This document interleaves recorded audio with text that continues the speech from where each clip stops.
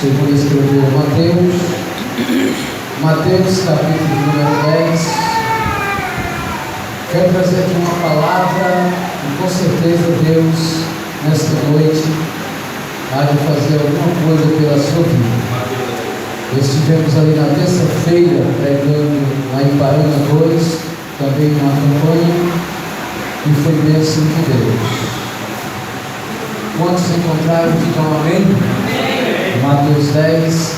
Queria eu ler mais versículos, mas vamos ler só o versículo número 7 e o versículo número 8.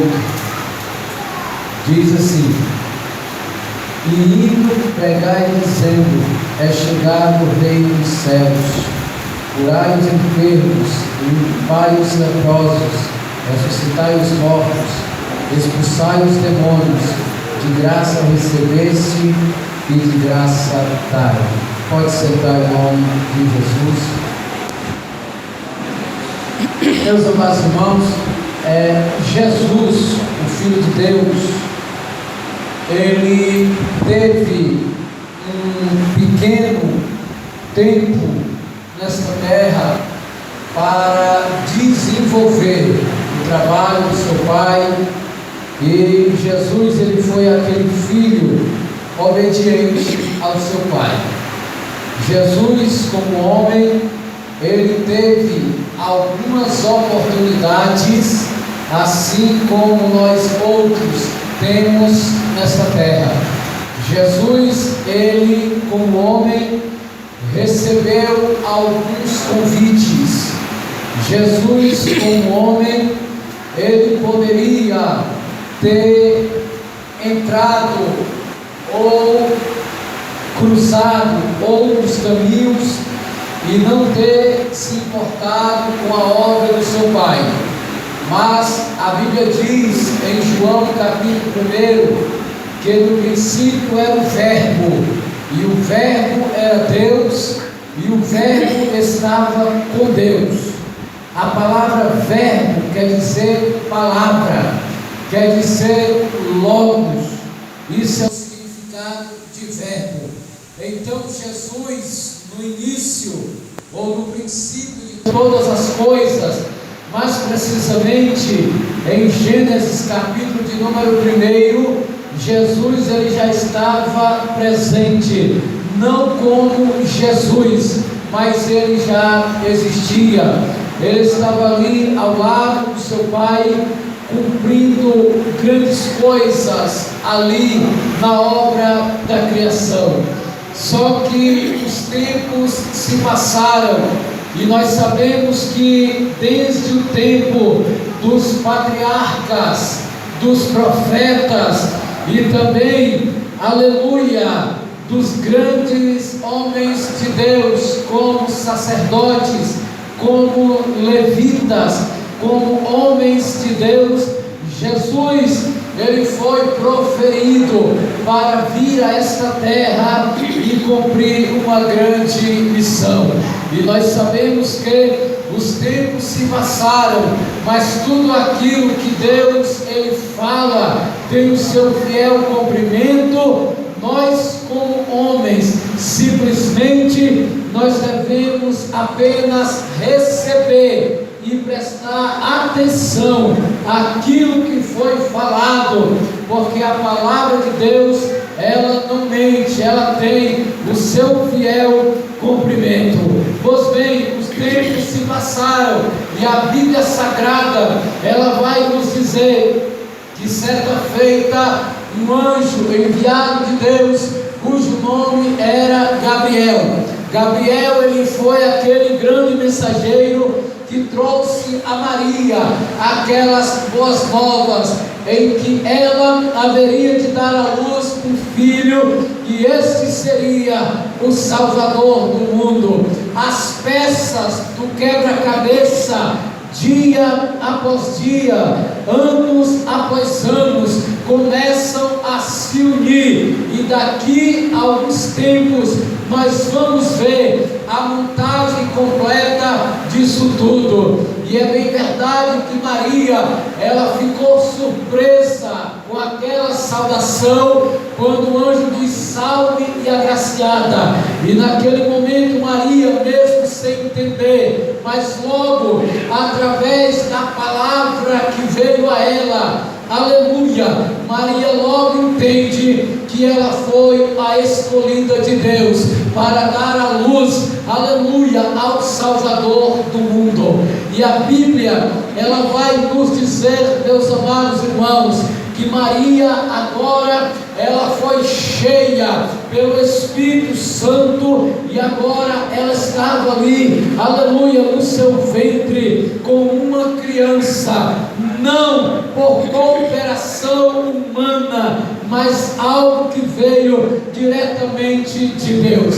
Eu tenho aqui alguns minutos ainda, por isso que eu fiz todo esse arrudeio, para que você possa entender o que nós iremos falar aqui nesta noite. Interessante é que depois que Maria, ela recebe aquela mensagem, Maria agora vai conversar com José, porque diz a Bíblia que ela estava desposada com José. A palavra desposada significa prometida em casamento, porque ela ainda não estava casada. E agora, para o homem natural, carnal, entender toda aquela situação ficava meio que difícil, mas precisou o mesmo anjo vir a José durante a noite e tratar com ele. Daí então foi que José, ele veio compreender tudo aquilo, aleluia, que o anjo tratou para Maria e também para o próprio José.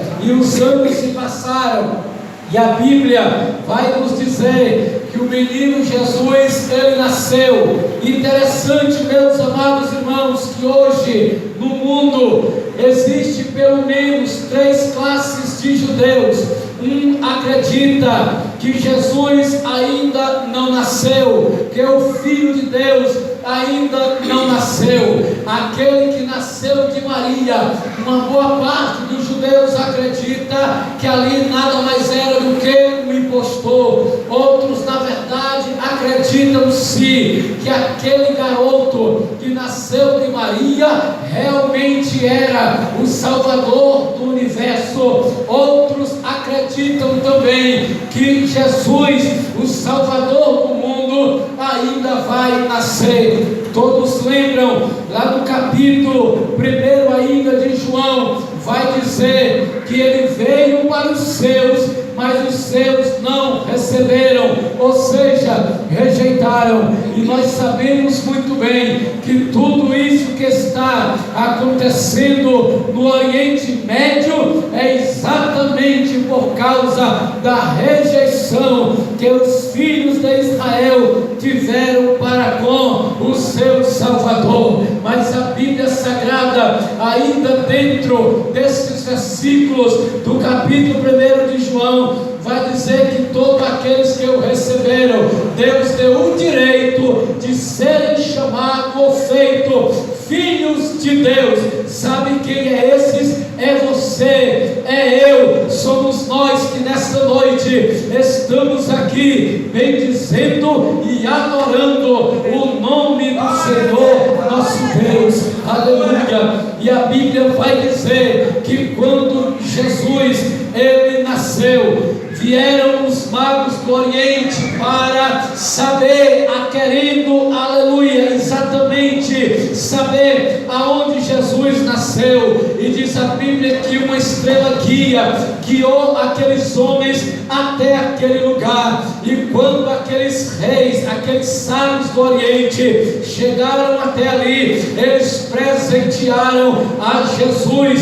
Interessante é que antes que aqueles 3 reis magos ou aqueles 3 sábios chegassem ali, eles passaram pelo palácio do rei Herodes, pensando ele que o menino tinha nascido ali. Interessante é que Herodes diz assim: olha, vamos lá, e quando vocês descobrirem aonde ele está, passa trazem aqui para me dar as novas, para que eu também vou adorar. Mas isso não era verdade, isso era mentira. Herodes, na verdade, ele queria matar o menino Jesus com medo de perder o trono dele. Irmão, Jesus, ele não precisa de trono nesta terra. O trono de Jesus é no céu, o trono de Jesus é lá em cima. E detalhe, lá de cima, assentado no seu trono, ele rege todas as coisas.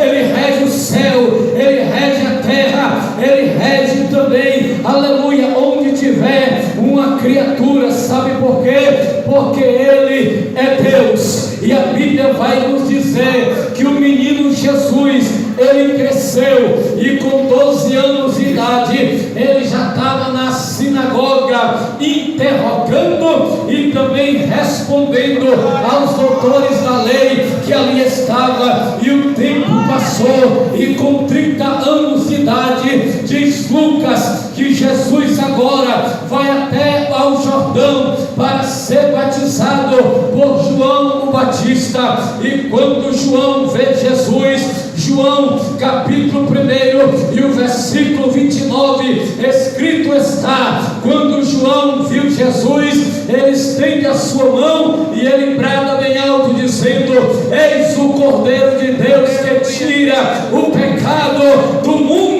Lá em Apocalipse escrito está que ele é o Cordeiro de Deus que foi morto desde a fundação do mundo. Sabe por quê, irmão? Somente o Cordeiro de Deus é quem pode morrer, nos redimir, nos purificar e também nos dar vida eterna. Esta é a nossa alegria, este é o nosso contentamento, esta é a nossa, aleluia, vontade de um dia ir morar no céu, porque um dia ele nos comprou e nos redimiu de todos os nossos pecados.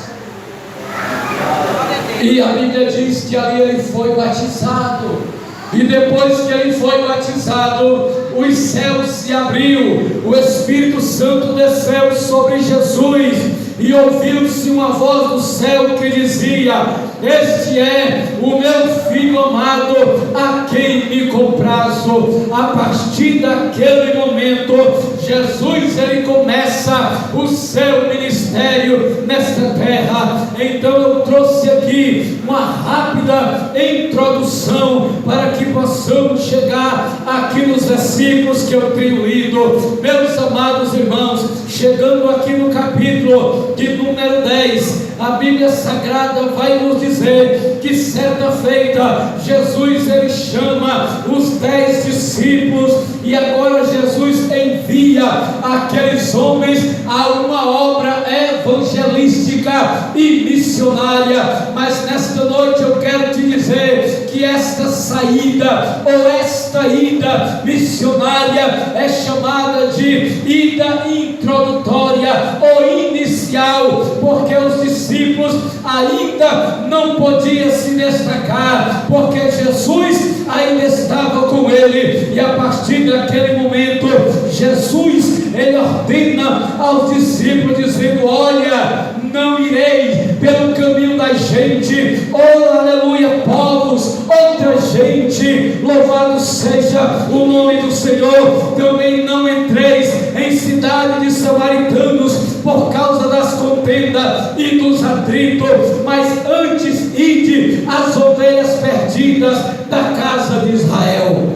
Interessante é que quando Jesus, ele envia esses homens, ele dá para esses homens poder e autoridade. O que faz a diferença na vida de um crente nessa terra é a unção de Deus na vida dele. Ele precisa de poder, ele precisa de autoridade, porque se ele não tiver poder e nem tiver autoridade na vida, o diabo vai se levantar e vai botar ele para correr. Mas se na vida dele tiver poder e autoridade, quando o diabo se levantar, é para cair novamente, porque na vida dele e na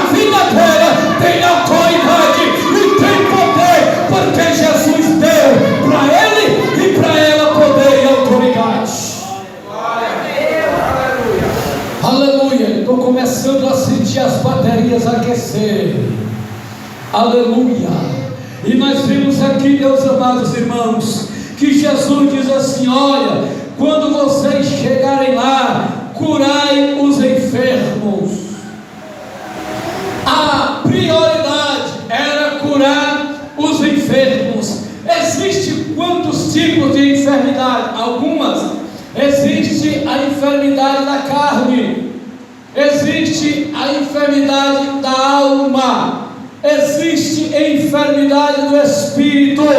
Não tem tempo aqui para tratar desses tipos de enfermidade, mas quando Jesus ele envia esses homens para repreender as enfermidades dessa gente, aleluia, era exatamente estes males que atormentava, que marcava a carne, a matéria dessas pessoas. Agora esses discípulos, autorizados por Jesus, quando eles chegassem, que ele estendesse as suas mãos, o milagre acontecia. Eu já andei por quase todo o estado do Ceará pregando a palavra de Deus, e eu já vi coisas extraordinárias acontecer na vida de algumas pessoas. Se nesta noite eu prego acerca de cura, porque eu já vi Jesus curar, e eu creio que ele ainda cura nos dias de hoje. Só depende de você colocar fé em ação para ver o Senhor fazer na sua vida alguma coisa. Não conte para mim qual é a sua dor, não diga para mim qual é a sua enfermidade, mas nesta noite eu te apresento aqui alguém que pode sim, aleluia, te entender, te compreender e saber realmente o que você está precisando. Hebreus capítulo 4 e o versículo de número 12, escrito está: porque a palavra de Deus é viva e eficaz, é mais penetrante do que a espada de dois gumes, que penetra até a divisão da alma e do espírito, juntas e medulas. Ela é apta para discernir os pensamentos e as intenções do coração. É o maior versículo do Novo Testamento, aleluia, é um versículo grande, Hebreus 4 e o versículo 12. Então a palavra de Deus era isso, ela é penetrante, ela é cortante. Detalhe, quando ela penetra ou quando ela corta, ela não machuca, ela alivia, ela traz vida, ela traz cura. Então nesta noite Deus, ele visita a sua vida, visita a sua casa, e ele vai fazer alguma coisa por você, se assim você crê aqui nesta noite. Quantos acreditam? Levante as mãos.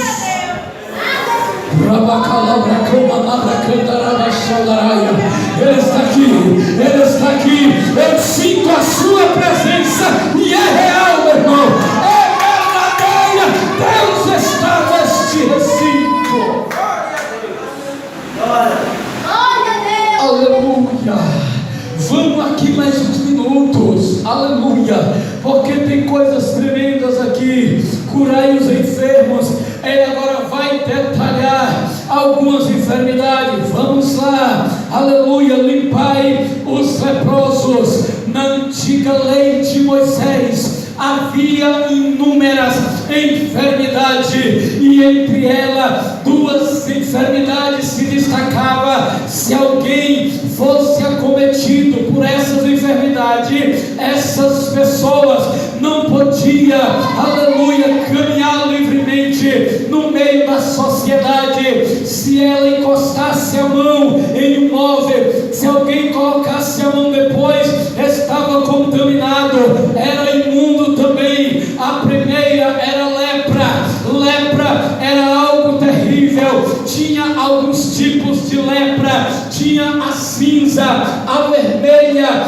e a branca. Era uma enfermidade que atingia a pele, e com o decorrer dos anos e dos tempos, a pele ia se rachando, ia se rompendo, ao ponto de sair a pelagem e logo a enfermidade chegar na carne. Aleluia, ela corre comendo a pele, chegando na carne, logo ela ia já ficava difícil uma pessoa se libertar ou ficar curado da lepra. Esta era uma das enfermidades do Antigo Testamento. A outra era hemorragia, ou também conhecido como o fluxo de sangue. Quem tinha esses males, aleluia, era excluído, não podia estar no meio do povo. Ou seja, se fosse hoje, não podia ir numa praça, não podia estar no shopping, não poderia ir numa farmácia, num supermercado, porque era uma pessoa imunda, ninguém poderia chegar perto. Interessante é que quando Jesus envia esses homens com poder e autoridade, ele diz assim: olha, vão procurar os leprosos, e quando vocês virem alguém leproso, vocês estendam as mãos, vocês ordenem, e eles ficarão limpos. Quem não lembra de Mateus capítulo de número 8, Jesus ele passou toda a noite no monte, orando ao Senhor em vigília,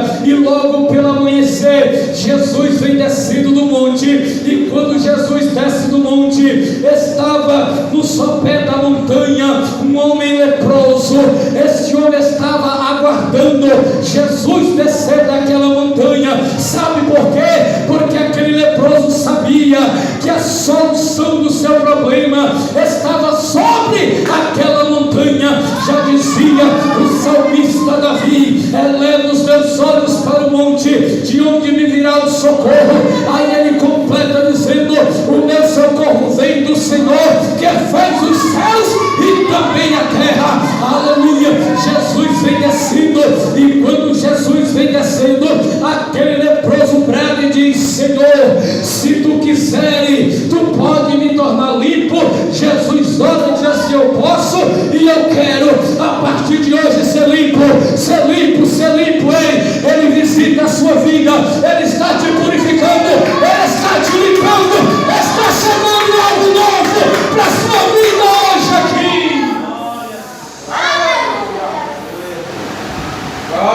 Aleluia. Eu quero, eu posso, eu quero ser limpo. E aquele homem foi limpo daquele mal, espiritualizando agora essa lepra. Existe uma lepra, igreja, irmãos, que todos conhecem, porque um dia todos nós já fomos marcados por ele ou por ela. É chamado de lepra do pecado. Essa não respeita classe social, não respeita os intelectuais, não respeita se a pessoa é branca, é preta, aleluia, se é alta, se é baixa, não respeita. O pecado se estendeu para todos, mas louvamos a Deus. Sabe por quê? Porque há mais de 2000 anos Jesus bradou na cruz do Calvário e disse: está consumado. Quando ele disse está consumado, o seu sangue nos alcançou, nos limpou e nos purificou. É por isso que aqui estamos alegres, glorificando e bendizendo o Senhor Todo-Poderoso. Limpai os leprosos. Precisamos nós ir atrás dessas pessoas leprosas. Estou falando no sentido figurativo ou figurado.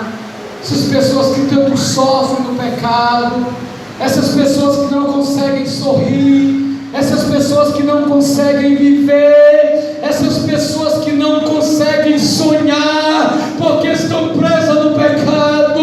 Aleluia! Nós temos autoridade, autonomia, nós fomos delegados por Deus para exercermos esta missão nesta terra. Então, pelo amor de Deus, não se omita, continue falando, continue pregando, alcance essas pessoas, mostre para essas pessoas que Jesus é a solução. Já dizia o homem de Deus: feliz é a nação, abençoada é a nação, cujo Deus é o Senhor. Os países hoje sofrem porque desconhecem a Deus. As pessoas hoje sofrem porque rejeitam a Jesus. Vamos dar continuidade ao versículo número 7. Aleluia. Ressuscitai os mortos. Alguém pode dizer: eita, mas isso aí é impossível. Não é impossível. Existem quantas ressurreições na Bíblia toda? 8 ressurreições, 5 no Novo Testamento e 3 no Antigo Testamento. 8 ressurreições. Jesus, antes de ressuscitar a filha de Jairo, de ressuscitar a Lázaro, de ressuscitar o filho da viúva de Naim, Elias já tinha orado pelo rapaz e ele tinha ressuscitado. Eliseu já tinha orado pelo rapaz e ele também tinha ressuscitado. Eliseu, até mesmo depois de morto, diz a Bíblia, que pegaram um soldado que tinha morrido no campo de batalha, jogaram ele onde Eliseu estava enterrado, e quando aquele homem tocou nos ossos de Eliseu, ele se levantou e voltou. Sabe por quê? Porque na vida do homem de Deus, com a mulher de Deus, tem graça, tem poder, tem unção, e quando tem esses requisitos, o milagre acontece. Então use o nome do Senhor, ordene essas pessoas que realmente precisam novamente viver, e o milagre há de acontecer. Expulsai os demônios. Queridos, nesta noite, enquanto estamos aqui pregando, olhe para cá. Quando estamos aqui pregando, tem pessoas aí fora perdendo a vida, tem pessoas aí fora tirando a própria vida, porque perderam a razão de viver. Aí tem pessoas que têm um entendimento, um raciocínio bíblico muito falido, anêmico, frágil. Vai dizer assim: é porque essa pessoa é fraca. Não, esta pessoa está debaixo de uma influência diabólica e satânica.